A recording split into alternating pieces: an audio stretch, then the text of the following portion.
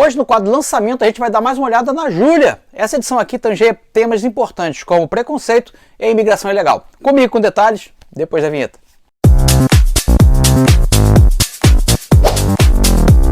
Fala galera, eu sou o Gico, você está no quadro lançamento nostálgico aqui do canal. A gente vai ver mais uma edição da Júlia, lançamento aqui da editora Mitos, que traz uma história muito bacana. Antes da gente entrar com detalhes na edição, fica aqui o meu convite. Se você gosta de desenhar e está querendo uma moral aí no seu desenho, dá um pulo aqui na descrição do vídeo e dá uma olhada no curso Desenhando Heróis, um curso que é feito para você que não sabe desenhar e está querendo aprender desde os princípios básicos de desenho até a criação de personagens. Você tem 15 dias de garantia total, então o seu risco é zero. Vai fazer parte de um grupo comigo, com seus colegas, para dar um apoio, uma moral se você tiver alguma dúvida. E você tem, além das aulas gravadas, você tem material em PDF para dar um suporte para você. Tá interessado, quer mais detalhes? Então vai lá no site, está tudo muito bem explicadinho. Se ainda ficar com alguma dúvida, tem um botão de WhatsApp e eu te respondo as dúvidas por lá, beleza? Além disso, te convido a conhecer os meus quadrinhos autorais, Salomão Ventura, Esquadrão Vitória. Todo esse material que eu produzo está lá no site do Salomão Ventura. E aqui na descrição desse vídeo tem um link para você dar um pulinho. Você pode até ler de graça, tem muito material que eu coloco gratuitamente. E se quiser autografar do material físico, eu mando para você, beleza? Dá um confere lá. Como eu sempre falo aqui, para você que nunca leu Júlia, Júlia é um excelente quadrinho para quem não é leitor de quadrinho. O que eu quero dizer com isso? Sempre disso. É um quadrinho que foge do lugar comum que as pessoas têm de história em quadrinho, de coisas para criança e adolescente, que tem super-heróis ou que tem um humor pueril. Júlia vai justamente contra isso, é totalmente diferente. Aqui a gente vai ver a história da Júlia, que dá nome, né, à série. Julia Kendall. Ela é uma criminóloga e ela trabalha como professora de criminologia. Além disso, auxilia a polícia em crimes, desvendando crimes, o que daria uma excelente série de TV com esse tema. Se você gosta disso, seria sensacional. Tenho minhas dúvidas se isso ainda não vai surgir por aí, porque a personagem é muito carismática. Só que aqui a gente vai ter uma pequena mudança de ângulo nas coisas. A gente vai ter a Júlia, claro, também investigando uma coisa aqui, eu não vou dar muito spoiler, porque esse quadro trata de lançamentos, né? Então, suponho que você ainda não leu. A Júlia vai investigar um crime aqui, não é bem um crime, eu não vou, bom, ela está investigando uma coisa, mas o foco principal aqui dessa edição, quem está conduzindo realmente uma investigação criminal é o namorado dela, o Ettore, que é um comissário de polícia italiano, e esse crime acontece em Gênova. E aí sim, como eu falei lá na abertura do vídeo, tangencia temas como a imigração ilegal, preconceitos e outras coisinhas. Eu aqui folhei a edição quase toda, para não dar spoiler, você vai dar um confere na arte e os meus comentários sobre a história. E fica o meu convite, se você quer conhecer mais Júlia, aqui na descrição do vídeo tem um link para você comprar essa e outras edições com um descontinho. É sempre bom ampliar o seu leque de leitura e Júlia é um excelente meio de você fazer isso. Sair um pouquinho do eixo Marvel e DC Comics e pegar uma leitura diferente, interessante e muito inteligente, beleza? Confere aí o clipe que eu gravei com a edição todinha, folheando ela aí, e no final do vídeo tô de volta pra gente conversar o momento spoiler, o que vai ter por aí no canal. Então vamos dar uma folhada aqui em Júlia, número 16, No Coração da Cidade. Essa edição que saiu em fevereiro agora de 2023 pela Mitos e traz a história publicada originalmente em Júlia 215 de 2016.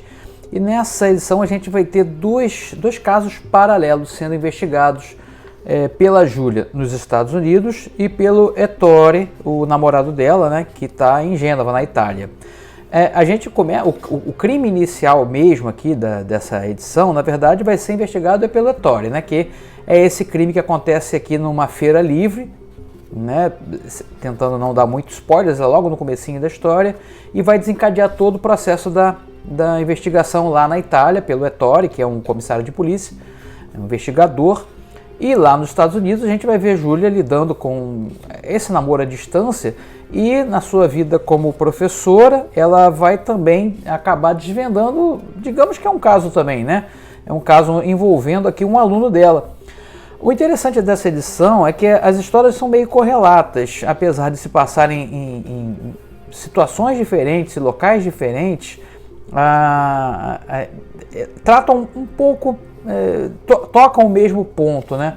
No caso do caso que a Júlia está investigando, a gente vai ver um questionamento sobre o preconceito racial, envolvendo o preconceito nem racial, eu acho que até atravessa isso, vai um pouco além, que vai lidar com a questão dos imigrantes. Aqui no caso da Júlia, ela é um aluno que tem um preconceito, é um apoiador de Donald Trump, é um cara de direita, radical, e tem um enorme preconceito contra um acampamento, que ele diz ser um acampamento de ciganos que está perto da casa dele, que acabou com o valor da casa dele, e depois essa casa vai ser invadida e ele culpa, sem maiores pistas, essas pessoas que estão nesse acampamento, que moram perto da casa dele.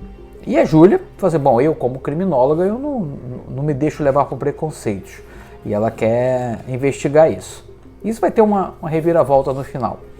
E lá no caso do Ettore, em Gênova, ele está investigando o assassinato de um sujeito boa praça que trabalhava na feira de artesanato, sem nenhum inimigo, uma vida boa, pacata, e o cara é assassinado sem mais nem menos. Depois vai ter um assassinato de uma pessoa trans, e também sem nenhuma explicação.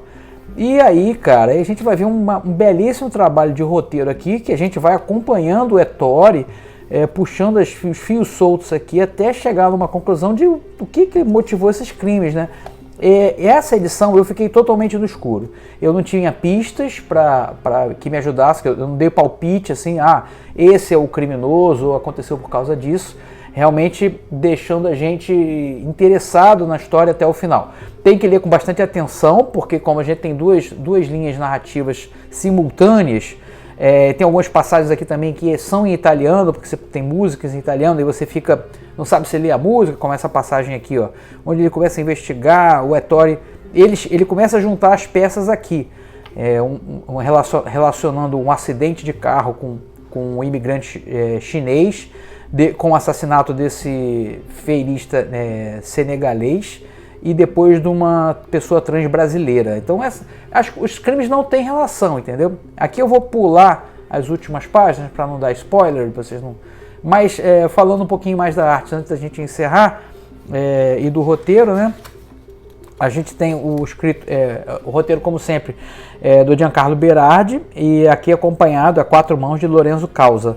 E o desenho é do Enrico Massa com Luigi Copello. Desenhos sempre competentes, né? A ambientação das cenas é muito competente. Como se trata de um quadrinho muito calcado na realidade, os cenários, as situações são muito realistas. Então você não tem nada super ou hiper acontecendo. É tudo que acontece aqui pode acontecer na esquina da sua casa. Falando em casa, a gente vê a casa da Júlia, que a gente já conhece, os cenários se repetem, um animal de estimação, tudo isso aqui. A própria feira onde o crime se passa, muito bem caracterizada, né? Dá pra gente sentir um pouquinho do clima da Itália ali, né? Assim, uma leitura que te prende, e como sempre eu gosto de ressaltar, se você ainda não leu Júlia, talvez seja uma boa oportunidade, é um bom quadrinho para você apresentar para pessoas que não são leitoras de quadrinho, por ter essa característica que vai além do que as pessoas tendem a normalmente convencionar como quadrinho, né? Então tá aqui a última edição da Júlia e a gente já fica aguardando aí a próxima, porque é uma leitura realmente muito prazerosa. Esse foi só um dos crimes e das tretas que a Júlia está envolvida. Ela está sempre envolvida em alguma treta, algum crime, alguma coisa.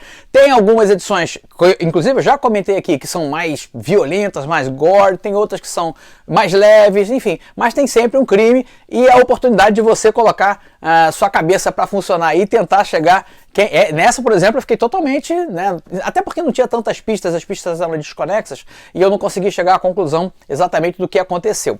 Mas fica o meu convite, se você é um bom detetive, leia a edição e tenta resolver o crime antes da Júlia. Acho meio difícil, beleza? E sexta-feira eu tô de volta aqui no canal e a gente vai ter aquele momento de pérolas escondidas. Dessa vez eu mesmo selecionei essa história que me marcou muito quando eu li. Foi a primeira vez que eu tive contato com essa revista. Eu tô falando de Astro City. Ela saiu aqui pela Pandora Books em 2002, antes da Panini assumir a série. A Pandora fez uma tentativa e publicou algumas edições. Então aqui foi meu primeiro contato. O que a Astro City faz se você não conhece a série? Ela vai trabalhar com o mesmo tipo de trabalho que o Alan Moore fez em Liga Extraordinária, em Watchmen, que eu fiz no Esquadrão Vitória, que é trabalhar os arquétipos dos heróis, né? Então aqui a gente vai ter, a história que a gente vai comentar é o arquétipo do super-homem, aqui na série se chama O Samaritano, e é a história envolvendo assim o quão complexo é ser um cara como super-homem.